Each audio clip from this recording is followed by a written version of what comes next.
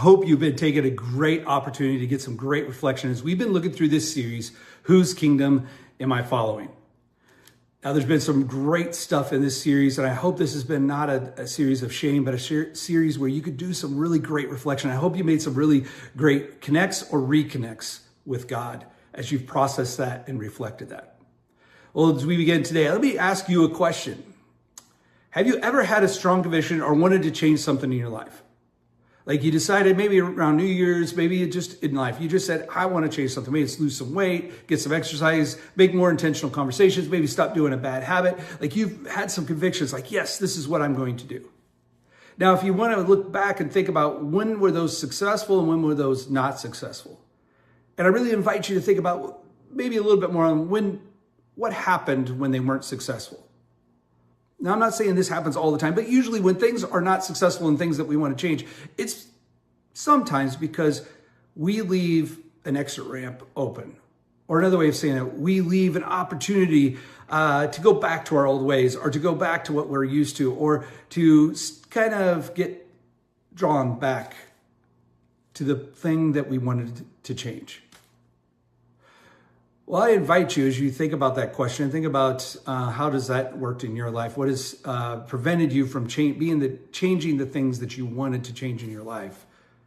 I want you to think about that through the lens of 1st and 2nd Kings. We're going to look at that through multiple passages today. You could read, really just skim through 1st and 2nd Kings. And here's what I'd encourage you to try to locate. The kings of Judah. We're going to look at this through the kings of Judah. Now, Judah was the small breakoff. There was the kingdom of Judah and the kingdom of Israel. This was the smaller breakoff. What was unique about the kingdom of Judah, this was the Davidic line.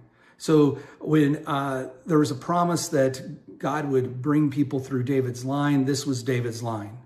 So Judah represented that. The kingdom of Judah lasted about 20 kings worth. Many of them were good. Many of them were not so good. In fact, the Bible would say many of them were evil. And so it was tough to be consistent.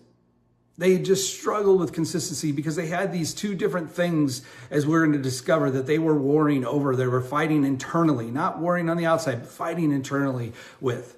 And I wonder if sometimes we don't have those same things. Like we want to be one thing, but we war with something inside that kind of draws us in a different direction. That kind of like, but this feels better, or this feels more comfortable, or I enjoy this a little bit more.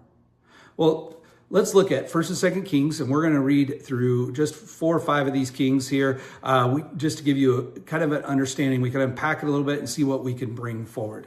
So we're going to start in 2 Kings chapter 12. Joash began to rule over Judah in the 7th year of King Jehu's reign in Israel. He reigned in Jerusalem 40 years. His mother was Zibiah from Beersheba. All his life, Joash did what was pleasing to the Lord's sight, before Jehoiada the priest instructed him. Yet even so, he did not destroy the pagan shrines, and the people still offered sacrifices and burned incense there. All right, now we're going to go to Joash's son, Amaziah.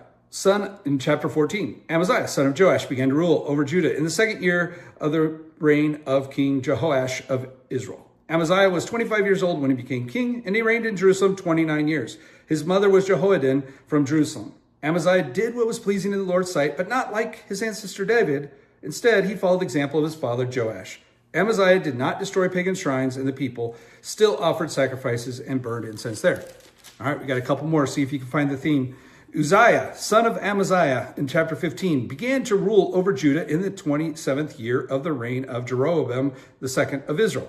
He was 16 years old when he became king, and he reigned in Jerusalem 52 years. His mother was Jecholah from Jerusalem. He did what was pleasing in the Lord's sight, just as his father Amaziah had done. But he did not destroy the pagan shrines, and the people still offered sacrifices and burned incense there. All right, I think you probably got the rhythm here, but let's go to at the end of chapter 15. Jotham, son of Uzziah, began to rule over Judah in the 2nd year of King Pekah's reign in Israel. He was 25 years old when he became king, and he reigned in Jerusalem 16 years. His mother was Jerusha, the daughter of Zadok. Jotham did what was pleasing in the Lord's sight. He did everything his father Uzziah had done, but he did not destroy the pagan shrines, and the people still offered sacrifices and burned incense there. He built the upper gate of the temple of the Lord. Chapter 16. Ahaz, son of Jotham, began to rule over Judah in the 17th year of King Pekah's reign in Israel. Ahaz was 20 years old when he became king, and he reigned in Jerusalem 16 years. He did not do what was pleasing in the sight of the Lord, as his ancestor David had done. Instead, he followed the example of the kings of Israel, even sacrificing his own son in the fire. In this way, he followed the detestable practices of the pagan nations the Lord had driven from the land ahead of the Israelites. He offered sacrifices and burned incense at the pagan shrines on the hills and under every green tree. All right, now if we look at that through the history, you're smart people, you get it. These were good people. If you look at Joash, you look at Amaziah, you look at Uzziah, you look at those people, they were good kings. They were good people. They did what was pleasing in the Lord's sight, except one thing. That one thing was to eliminate the pagan shrines. Now, I think this is good for us to reflect on, because when we are deciding whose kingdom am I following, a lot of times, many of us will get in this war and this struggle. Of course, I mean, if you're listening to this, you're probably a Jesus follower. You would probably say, yes, I follow Jesus. And you probably want to follow Jesus. But here's the challenge for us who are Christ followers. We need to evaluate, just like these kings, did they evaluate their life and what they were leaving to the next generation? Because here's what happens sometimes. What is okay for me and my generation leaves a space that, if replicated, can lead to unhealthy things in future generations. Like when you look at this culture, you look at the generations, there is a drift away from some of the discipleship and some of the growth and the life with Jesus. What the generations, my generation, the generation before us relied on was families. Like when you grew up in a family that loved Jesus and you followed Jesus and you went to church and you were reading your Bible and you were praying and there were practical disciplines that were being modeled all the time.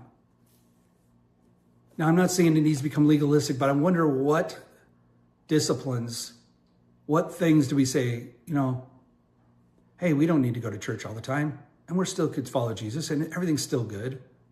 Hey, if we prayed together, we don't need to pray together every night, or we don't need to open the Bible on a regular basis because, look, my life didn't crash and burn. We're still following Jesus, still in love with Jesus. But I wonder over generations what the enemy could have a foothold in if we live that way. As a culture, I think we see this. And I think some of us can get really opinionated. Well, yeah, we need to do this more. Or this needs to happen more. Or, man, this next generation is just not responsible. They're just not taking it seriously. That may be true, but it also may be true that the previous generation hasn't set them up well. Maybe they left some things open for the enemy to get a foothold in. Now, let me just throw this out here quick. Somebody once said this, how you could look in your life. Is there a Jesus and? I love Jesus and I really need this to be okay. I really love Jesus, but I really need to have my great vacation. I really love Jesus, but I really need to have this comfort. I really have to be in control. Then I love Jesus. How you know if you have a Jesus and is just think about if you couldn't do that thing, or if you didn't have that thing in your life, how painful would it be? How frustrated, how angry, how not okay would you be if that thing wasn't there? Again, encourage you to do a little evaluation if you want to if you're really trying to figure out whose kingdom you're following, that might be a way of doing it. But before we end, let's just look back. If anything's going to happen, change in culture, it's going to have to change personally in us first. So where are your Jesus hands in your life? Do you have some things in your life that aren't affecting you in a bad way? But if you think future-wise, this would not be the best thing to be replicated, then I invite you to change. I invite you to step into that and let's reflect and oh, maybe I can change that. Maybe I could shift and become and really get aligned with the idea that I can really follow Christ's kingdom, the kingdom that God has invited me into. Real practical encouragement quick as we leave for those of you in the younger generation. This might mean, and you need to get real practical, by the way. It might mean if you're doom scrolling a lot online, it just might mean instead of saying you're not going to do it that much anymore, just delete the app. For those of you who are struggling dieting, hey, let's just be honest. Sometimes you just need to get all the food that is not helpful out of your house.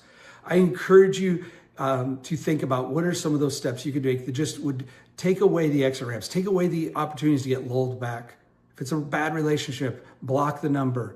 Don't connect with them.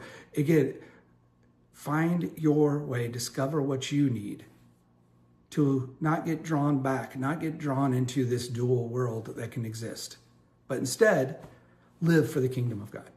All right. Have a great week, and we will see you soon.